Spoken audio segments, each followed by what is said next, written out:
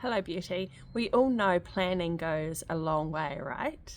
And even if we are resistant to planning and we don't want to, or if you're highly intuitive like me and like to just kind of go with the flow, how I'm feeling, planning can actually help you with a little bit more structure and a little bit more success instead of willy-nilly and flowing. So it's all about balance. I have found planning out my garden has definitely helped with the utilizing the companion plants and growing them together. It's enabled me to have more success in my garden, so more abundance and helping other crops be able to really thrive with that little bit of planning. For example, in the garden at the moment, I have spinach and cabbages, and around the outside of it, I have herbs. Now, no, these herbs are going to deter slugs and snails from eating the cabbages. And so that little bit of planning and growing together helps it all work in unison. So this week I am, as part of, this is just a wee printout of what I'm doing this week. We're in the waning phase of the moon cycle, so really good for the root veggies or sowing root vegetables, anything to do with like roots and drawing down the nutrients down. And I know also that the aspect of the moon that it's in is in Cancer, Friday, Saturday, Sunday. So those will be the days that I'm going to be planting out my potatoes. The garden planner is so efficient because it can help me work out exactly what part of the moon cycle it is and what I'm going to sow when. So because it's in the Cancer one and the garden planning, I'm planning it out. I'm not only going to plan out the potatoes, but I've got a whole bunch of beautiful lettuces here. I've got some herbs.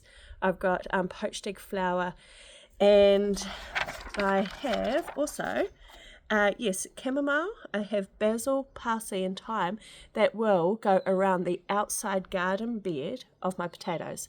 So I have my potatoes, then I'll have the lettuce around the square, and then I'm going to have the herbs around the outside in like a square.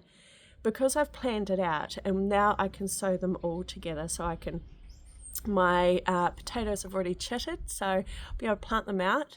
They take probably around 120 to, depending on variety, around 120 days to fully, to be able to be harvested. Some take that little bit longer.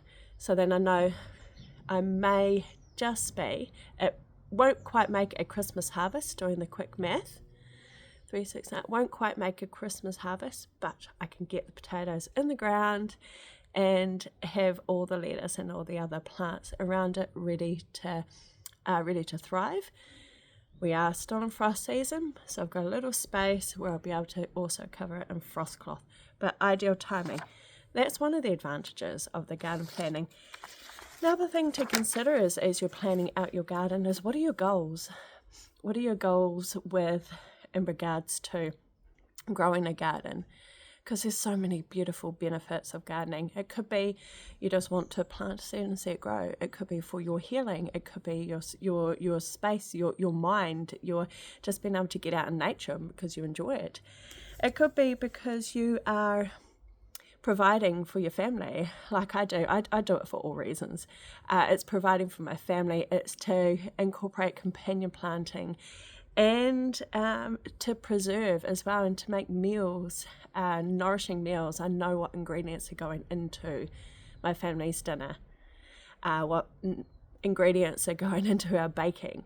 So I teach things like sourdough, how to make your own sourdough starter. And I know that's like a side thing, but for me, being able to provide for my family is a huge one. So it comes from the garden, it comes from baking. And that's a big part of me and Natural Companion, being able to live self-sufficiently. So one of the reasons is think, do you want to preserve? Because that would mean having perhaps an abundance of tomato plants. So every time you have the lateral, you will take it off and grow another plant because you want an abundance of fruit. Or you would take the bottom part off and leave the lateral so you can have more of the fruiting area. Do you see what I mean? So the garden planner will help you work out exactly what those goals are for your growing season. And mine, it has a weekly to-do, so weekly garden planner. I track the cycles. I know whether it is in the, after the new moon, whether I'm going to be planting any above ground crops. And then I know after the full moon, whether I'm going to be sowing any root veggies or whether I'm going to be planting any out. So I track the cycle, and that helps me with all of my seed sowing. So all the seeds, every time you sow it, you can work out what part of the moon cycle you were in. They will grow a lot better once it's utilized to what the cycle is and what the season. That's really cool. Another one too is sunlight tracker. Have a look around your yard and see what areas get the early morning sun, what areas get the afternoon sun and the evening, and like how many hours. That will help you determine how you're planning it out and what plants will grow well where in the aspects where you may need to start doing some sort of cleaning up to utilize the places that has more full sun. Another one is, which I have mentioned actually, is a sowing tracker. So when you sow your seeds, what germinated, what part of the season. So I did sow some peas direct sowing in July, and they did not germinate. I re-sowed some in the different aspect in August, and they did germinate. So you can kind of work out season, conditions, how the seed germinates, how long it takes to germinate, and it'll help you with when you're preparing what will actually grow, so that you're not wasting your seeds or your time, and you'll know what works well where. So just keeping note of the plants and the seeds that do well and where they do well, really. And the garden planner even has things like houseplant care. Sometimes we can, for me, following the moon, I find it just easier because sometimes I do forget, or I just look around, and if the plant feels like or looks like she needs water, I'll give her some water, or I will bottom feed, in the drip trays, or I will bottom water them overnight when it's warmer. But sometimes it's nice to have like a little tick list or a list to know which one, if you've got a lot of plants, and which ones, for their feeding schedule. Do you feed them once a fortnight? Some plants thrive on less feeding and some plants thrive on more feeding. So it's really nice to kind of track, and you can kind of track their growth and their progress, and again, different areas. So I will pop the link to the garden planner in here. It makes so much difference when you are planning it out. Another two aspects and resources I have for you, which I have mentioned before, is anything to do with companion planting. Every time you are planning out your garden, always look up what companions they grow well with and what companions they do not grow well with. If you want an easy cheat sheet, the companion planting guide has 20 of the ones that you do plant together and 20 of the should nots. So we'll put that in. That's a companion planting guide, so that's a freebie.